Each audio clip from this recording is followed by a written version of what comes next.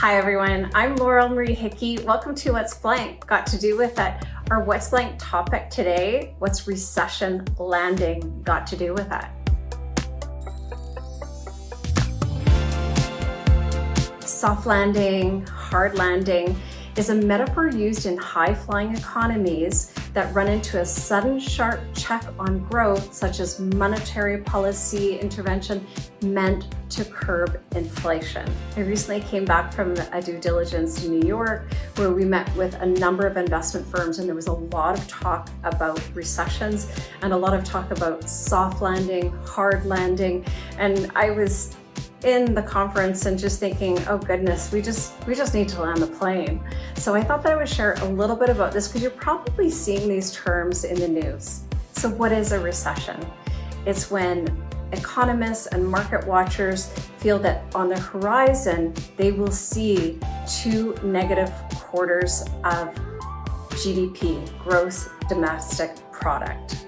So a soft landing, you guessed it, it's thinking that you're on a plane and it's when you land, it's smooth, you're like, you give a little bit of a clap, oh my gosh, the pilot did an amazing job on that. And surprising because when you were in the air, things were a little bit turbulent. So that's what a soft landing is. So a recession soft landing would require the economy to gradually slow without a downward spiral in consumer demand and business investment. A bit of background, 2022, 2023 even, as it still continues, the Bank of Canada raised interest rates rapidly in an effort to cool the economy, to tame inflation. The result, the country might be set for at least 2 quarters of negative growth in 2023, equals a recession. A hard landing refers to a marked economic slowdown or downturn following a period of rapid growth. So in both cases, you have growth. And it's curtailing. A soft landing, no downward spiral. A hard landing, it's a marked downturn. So in the pandemic, we had a lot of stimulus in the market. It was an unknown environment that we were in, and individual investors had excess money because their bank accounts were filling up with cash. Spending was different. We weren't spending to the degree that we were before. And in fact, our spending had changed. We were buying different things. And as a result of that, we had supply chain disruption as well as increased consumer spending. So the term hard landing comes from aviation, of course, as well. And it refers to the kind of high-speed landing that is not an actual crash, but is enough to make sure you've got your seatbelt fastened, you're looking around, and you're like, that's a hard landing. You're wondering if everyone is okay, you're wondering if you're okay, and you are stressed. You're wondering, what's next? Are we okay? Is there any damage? Is there any injury?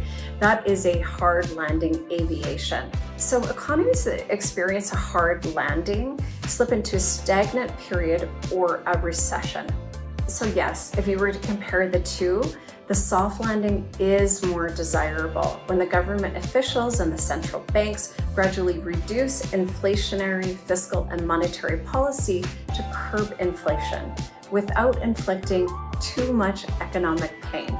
Unfortunately, the more dependent the economy has been to stimulus, or easy money as we call it, the more difficult it becomes to wean off of the expansionary policy, the more vulnerable it can be to a hard landing. So there's a lot of discussion about, it has to be a hard landing because we were so dependent on the fiscal stimulus. But really, it has been taking time to sort itself out, and they still are making changes with the interest rate cycle.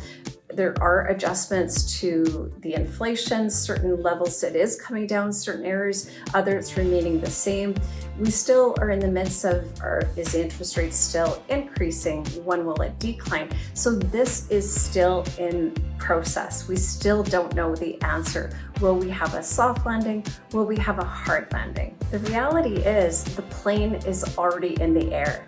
The plane is already taken off, and we won't know if we have a soft or hard landing until that darn plane actually lands. So I really think it's important to really have conversations with your trusted wealth advisor.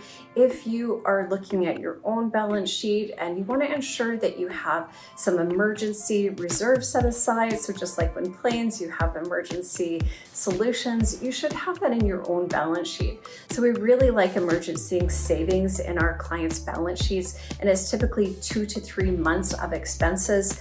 If you really love peace of mind, have more. It really is you to determine what your comfort level is and have a conversation with your trusted advisor about what is right for you. I hope I've explained a little bit more about what recessionary landings is all about. As always, please do feel free to reach out to me. I always love your comments and I always love the takeaways. We do have some really great materials that I can share with you if this is of interest. And until next time, I'm Laurel Marie Hickey.